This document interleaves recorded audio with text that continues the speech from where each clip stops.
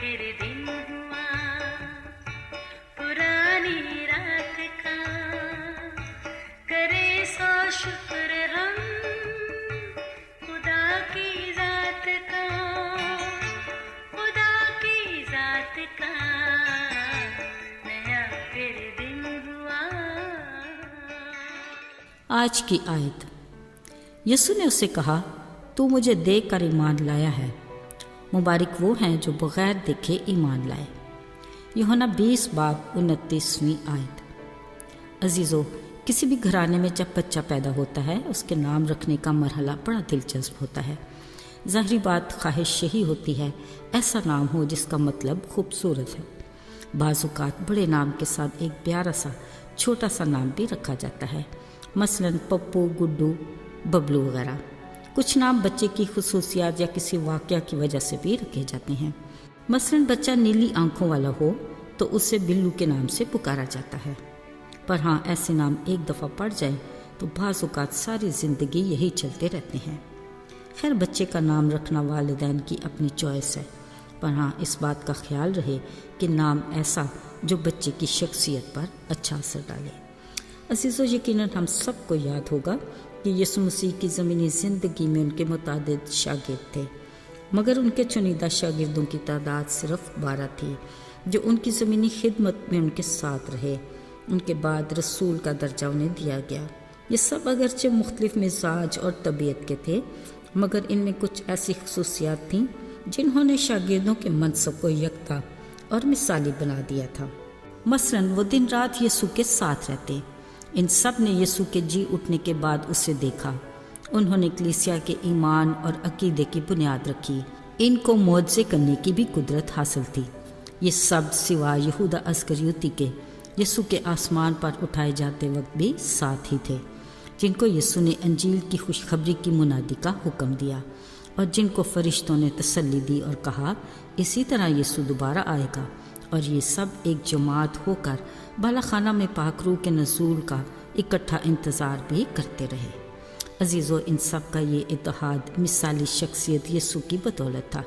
شفیق باپ کی طرح یسوع نے بڑے پیار اور صبر سے ان کی تربیت کی اور ماہر استاد کی طرح ان کی کمزوریوں اور خامیوں کے مطابق مثبت طریقے سے کردار کی تعمیر کی۔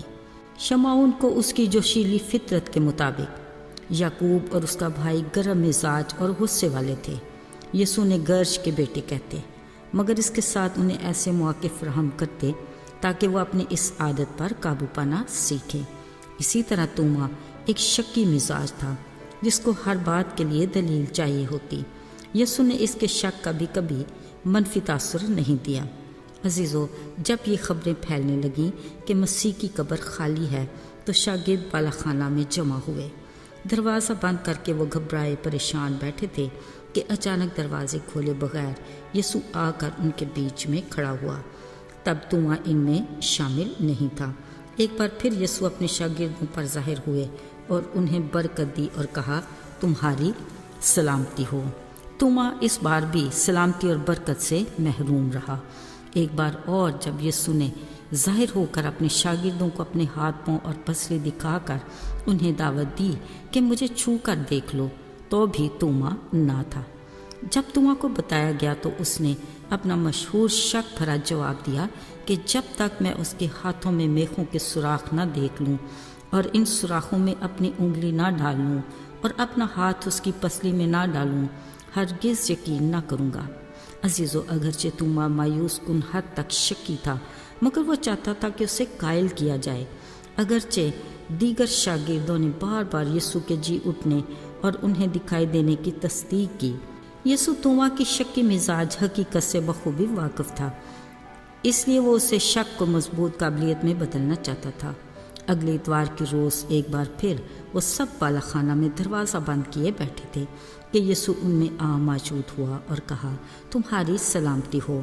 پھر انہوں نے توما سے کہا، اپنی انگلی پاس لا کر میرے ہاتھوں کو دیکھ اور اپنا ہاتھ میری پسلی میں ڈال اور اعتقاد رکھ۔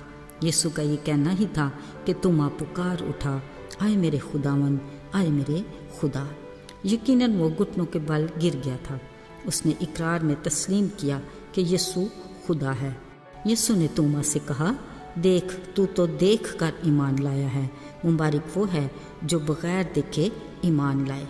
توما کو ثبوت کی تلاش تھی اور وہ اسے مل گیا، ناقابل تردید ٹھوس ثبوت، یہ اس کا خداوند ہی تھا۔ اب میخوں کے سوراخوں میں انگلی ڈالنے کی ضرورت باقی نہ رہی۔ توما کا اقرار سارے اقراروں پر بھاری ہوا اور اس کا شک روشن اور مضبوط ایمان میں بدل گیا۔ عزیزو، توما اگرچہ شکی مزاج کے نام سے جانا جاتا ہے، مگر بعد میں وہ مضبوط ایمان کا مالک بن گیا۔ آج کے دور میں بھی ایسے بہت سے ہیں جو مسیحی ایمان پر شک کرتے ہیں، پر عزیزو، ہم خداوند کے فضل سے مبارک لوگ ہیں جن کے پاس خداوند کا زندہ کلام ہے جو ہمارے ایمان کی مضبوطی میں مؤثر ہے۔ خدا نے فرمایا، ایمان سننے سے پیدا ہوتا ہے اور سننا خدا کے کلام سے۔ لہٰذا اپنے ایمان کی مضبوطی کے لیے خدا کے کلام کو دن رات اپنی نگاہ میں اور اپنے دل میں بسائیں تاکہ ہم گناہ سے بچے رہیں۔ آئیے دعا کریں۔ اے خدا، بلا شبہ تیرا کلام ہمارے قدموں کے لیے چراغ اور راہ کے لیے روشنی ہے۔ اس نعمت کے لیے ہماری دلی شکر گزاری کو قبول کر، ہمارے قدموں کو یسوع چٹان پر قائم رکھ اور ایمان کی مضبوطی عطا کر۔ یسوع کے مبارک نام میں آمین۔